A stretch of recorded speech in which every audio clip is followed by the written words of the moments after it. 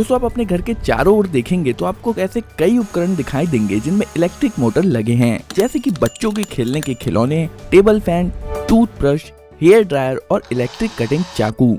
आप इसे चालू करते हैं और किसी तरह ये काम करने लगता है, पर ऐसा कैसे? इस वीडियो में हम इलेक्ट्रिसिटी और मैग्नेट यानी कि चुंबक की बेसिक बातें कवर करेंगे और फिर मोटर कैसे काम करता है यह समझने के लिए इन सभी को एक साथ रखेंगे।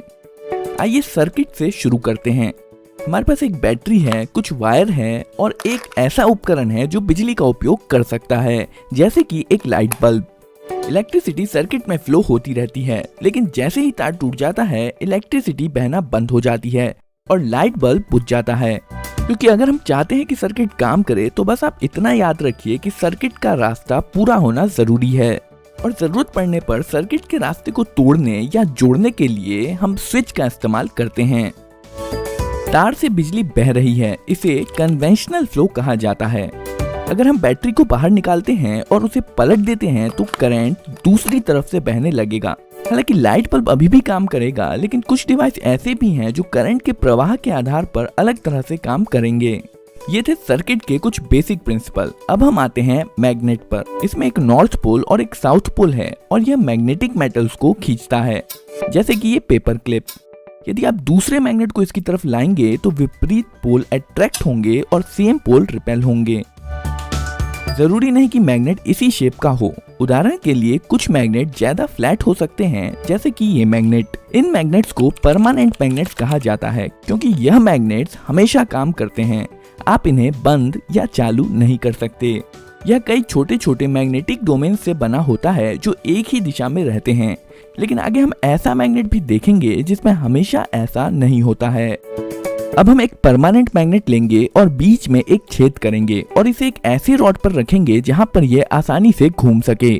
इसके साइड में एक दूसरा मैग्नेट लाने पर हम देखेंगे कि रॉड पर रखा मैग्नेट तुरंत घूमना शुरू कर देगा जब तक कि दोनों मैग्नेट्स के विपरीत पोल आमने सामने नहीं आ जाते हैं। अब अगर साइड वाले मैग्नेट को उलट दें तो सेम पोल आमने सामने आ जाएंगे और एक दूसरे को रिपेल करेंगे और विपरीत पोल एक दूसरे को अट्रैक्ट करेंगे। अब अगर हम साइड मैग्नेट को बार बार उल्टा करते रहेंगे तो हमारा घूमने वाला मैग्नेट घूमता रहेगा।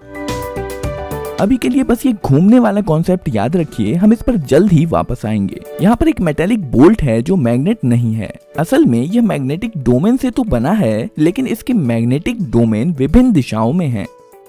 चलिए अब इस बोल्ट पर तार को कई बार लपेटते हैं और एक सर्किट बनाते हैं। तारों के माध्यम से बहने वाला करंट मैग्नेटिक डोमेन्स को लाइन अप कर देता है। इसका मतलब है कि हमने अभी अभी एक मैग्नेट, या ज्यादा स्पष्ट तरीके से कहें तो एक इलेक्ट्रोमैग्नेट बनाया है। यह वैसे ही काम करता है जैसे कि एक परमानेंट मैग्नेट। यह लोहे के टुकड़े को उठा सकता है और इसमें एक नॉर्थ और एक साउथ पोल होता है जो दूसरे मैग्नेट को अट्रैक्ट या रिपेल करेगा। लेकिन इलेक्ट्रोमैग्नेट इस मायने में खास है कि इसे लाइट बल्ब की तरह चालू या बंद किया जा सकता है, जबकि परमानेंट मैग्नेट के साथ ऐसा नहीं किया जा सकता है। अब अगर हम बैटरी को पलट दें तो इलेक्ट्रिक करंट जो पहले इस तरफ से बह रहा था वो दूसरी तरफ से बहने लगेगा। इससे मैग्नेट के पोल्स बदल जाएंगे, नॉर्थ साउथ हो जाएगा और साउथ नॉर्थ हो जाएगा। इसे इलेक्ट्रोमैग्नेट की पोलैरिटी का बदलना कहते हैं। पर ऐसा करने का ज्यादा आसान तरीका बैटरी को पलटने की बजाय केवल तारों को पलटना है। आइए अब हम अपने घूमने वाले मैग्नेट पर वापस आते हैं। इस बार हम घूमने वाले मैग्नेट की जगह पर इलेक्ट्रोमैग्नेट रख देंगे। अब जैसे ही हम इसमें वायर जोड़ेंगे इलेक्ट्रोमैग्नेट चालू हो जाएगा और साइड मैग्नेट के पोल्स के अनुसार अपने आप को अलाइन कर लेगा। पर ये जो इलेक्ट्रोमैग्नेट के साथ वायर जुड़े हैं ये इसे फ्रीली नहीं घूमने देंगे। पर यहाँ पर जो ध्यान देने वाली बात है वो है इलेक्ट्रोमैग्नेट के घूमने का कॉन्सेप्ट। अब अगर हम तारों को आपस में बदल दें तो इलेक्ट्रोमैग्नेट के पोल्स बदल जाएंगे। सेम पोल रिपेल करेंगे और विपरीत पोल अट्रैक्ट करेंगे, जिसके कारण इलेक्ट्रोमैग्नेट घूम जाएगा। तारों को फिर से बदल दीजिए और इलेक्ट्रोमैग्नेट की पोलैरिटी फिर से बदल जाएगी और एक बार फिर सेम पोल रिपेल करेंगे और विपरीत पोल अट्रैक्ट करेंगे और इलेक्ट्रोमैग्नेट फिर से घूम जाएगा। यदि हम इसी प्रकार पोलैरिटी बदलते जाएं तो इलेक्ट्रोमैग्नेट लगातार घूमता रहेगा। हम इसे ज्यादा पावरफुल बनाने के लिए दूसरी तरफ एक और परमानेंट मैग्नेट लगा सकते हैं। ध्यान दें कि इस वाले मैग्नेट का साउथ पोल सेंटर की तरफ है और इस मैग्नेट का नॉर्थ पोल सेंटर की तरफ है। इस प्रकार साइड में लगे हुए मैग्नेट्स के तालमेल से बीच वाला मैग्नेट घूमता रहता है। यहाँ पर जो हमने देखा वह इलेक्ट्रिक मोटर का बहुत ही साधारण रूप है। इसे उपयोगी बनाने के लिए हमें इसमें कुछ सुधार करने होंगे। दो साइड मैग्नेट्स को हटाकर ज्यादा पावरफुल कर्व्ड मैग्नेट्स लगाए जा सकते हैं और वायर लपेटे हुए बोल्ट की बजाय हम मेटल लूप का इस्तेमाल करेंगे जिसे आर्मेचर कहते हैं। वायर जोड़िए और हमारा सर्किट कंप्लीट है। इस बार आप इलेक्ट्रोमैग्नेट को फ्लैट मान सकते हैं जिसका साउथ पोल ऊपर की तरफ है और नॉर्थ पोल नीचे की तरफ। अब आर्मेचर तब तक घूमेगा जब तक कि विपरीत पोल एक दूसरे के सामने नहीं आ जाते हैं। हम चाहे तो पहले की तरह ही वायर के छोरों को बदलकर इलेक्ट्रोमैग्नेट्स का घूमना जारी रख सकते हैं, लेकिन यहाँ बैठकर इस वायर को स्विच करते रहना बेहद मुश्किल काम है और इस मुश्किल काम को आसान बनाने के लिए हमें आर्मेचर में कुछ जोड़ने की जरूरत है जिसे कम्यूटेटर कहा जाता है। यह एक रिंग है जिसमें दो गैप्स हैं और ये आर्मेचर के साथ घूमेगा। इसमें सर्किट कनेक्ट करने के लिए इसके साइड में दो ब्रशेस जोड़े जाते हैं। जब कम्यूटेटर घूमता है तब यह ब्रशेस इस पर स्लाइड करते हैं। हमेशा कांटेक्ट बना रहे इसके लिए स्प्रिंग्स का उपयोग किया जाता है। करंट वायर से ब्रश, ब्रश से कम्यूटेटर रिंग, कम्यूटेटर रिंग से आर्मेचर और फिर आर्मेचर से कम्यूटेटर रिंग और ब्रश के माध्यम से वापस वायर में फ्लो हो जाता है। अब जब इलेक्ट्रोमैग्नेट घूमेगा तो आर्मेचर और कम्यूटेटर रिंग भी घूमेंगे। इस बार इलेक्ट्रोमैग्नेट जब लगभग इतना घूम लेगा तब ब्रशेस कम्यूटेटर रिंग के दूसरी तरफ स्विच कर लेंगे। याद रखिए दो ब्रशेस हैं और यह चीज दोनों तरफ होगी। कॉन्टैक्ट स्विच होने से पहले करंट इस तरह से फ्लो हो रहा था, पर जब ब्रशेस साइड स्विच कर लेंगे तब करंट इस तरह से फ्लो होने लगेगा और जब करंट की डायरेक्शन बदल जाएगी तो इलेक्ट्रोमैग्नेट की पोलैरिटी भी बदल जाएगी और आर्मेचर घूमता रहेगा। असल में कम्यूटेटर रिंग यहाँ पर वही काम कर रहा है जो पहले हम वायर बदल कर रहे थे, पर इस बार यह सब कुछ अपने आप ही कर ले रहा है। जब तक यह बैटरी से जुड़ा हुआ है तब तक यह इसी प्रकार घूमता रहेगा। बैटरी डिस्कनेक्ट कर देने पर इलेक्ट्रोमैग्नेट भी नहीं रहेगा और घूमना भी बंद हो जाएगा।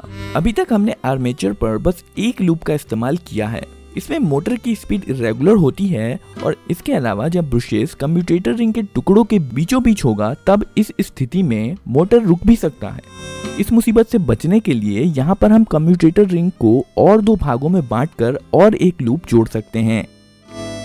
शुरुआत में ब्रशेस इन दो कम्यूटेटर के टुकड़ों के कांटेक्ट में होते हैं जो इस इलेक्ट्रोमैग्नेट को ऑन कर देते हैं, जिसके कारण यह घूमना शुरू कर देता है।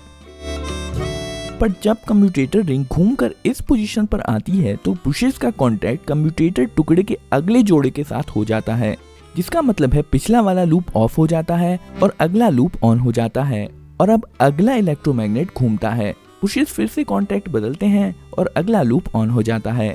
मोटर के घूमने के दौरान यह लगातार होता रहता है और लूप्स एक के बाद एक इलेक्ट्रोमैग्नेट बनते रहते हैं और मोटर को घुमाते रहते हैं। कुछ इलेक्ट्रिक मोटर के आर्मेचर में कई लूप्स जोड़े जाते हैं जिससे मोटर स्मूथली चलता रहता है। आर्मेचर के घूमने से जो घूमने वाला बल पैदा होता है उसे टॉर्क कहते हैं। ज्यादा टॉर्क का मतलब है मोटर की ज्यादा स्पीड। मोटर का टॉर्क बढ़ाने के लिए हम कुछ चीजें कर सकते हैं, जैसे ज्यादा वायर होने से इलेक्ट्रोमैग्नेट ज्यादा पावरफुल होता है। उदाहरण के लिए अगर बोल्ट पर ज्यादा वायर लपेटा जाए तो पावरफुल इलेक्ट्रोमैग्नेट बनेगा। आर्मेचर लूप्स भी बहुत सारे वायर से बने होते हैं, जिसका मतलब है मोटर में ज्यादा पावरफुल इलेक्ट्रोमैग्नेट होगा और मोटर भी ज्यादा स्पीड से घूमेगा। यही कारण है कि अगर आप किसी असली मोटर को खोलकर देखेंगे तो पाएंगे कि उसमें बहुत सारा वायर लपेटा हुआ होता है। ज्यादा वायर का मतलब है ज्यादा पावरफुल इलेक्ट्रोमैग्नेट। इसे पावरफुल बनाने का दूसरा तरीका है कि इसमें ज्यादा इलेक्ट्रिसिटी दी जाए। आइए हम मोटर से संबंधित और भी कुछ नाम देख लेते हैं। यहाँ पर जो पार्ट्स नहीं घूम रहा है उसे स्टेटर कहते हैं, जो कि इस केस में साइड में लगे दो परमानेंट मैग्नेट्स हैं। ये स्टेटर एक मोटर केस के अंदर फिट होता है और बीच में जो आर्मेचर है उसे रोटर भी कहते हैं। यही वो पार्ट है जो घूमता है। मोटर के बीचों बीच एक शाफ्ट लगा होता है जो मोटर के पीछे से बाहर आता है। इस वीडियो में आपने जो मोटर देखा है वह एक डीसी मोटर है। अगर आपके पास कोई उपकरण है जिसमें मूवमेंट होता है और वो बैटरी से चलता है तो ज्यादा चांसेस हैं कि उसमें डीसी मोटर ही लगा होगा। मोटर चाहे जिस भी प्रकार का हो, लेकिन अधिकांश तरह के मोटर्स रोटेटिंग मोशन बनाते हैं जिसे बाद में उपयोग अनुसार अलग अलग मोशन में बदल दिया जाता है। तो ये वीडियो आपको कैसी लगी कमेंट करके ज़रूर बताइए और वीडियो को लाइक, चैनल को सब्सक्राइब ज़रूर कर दीजिए।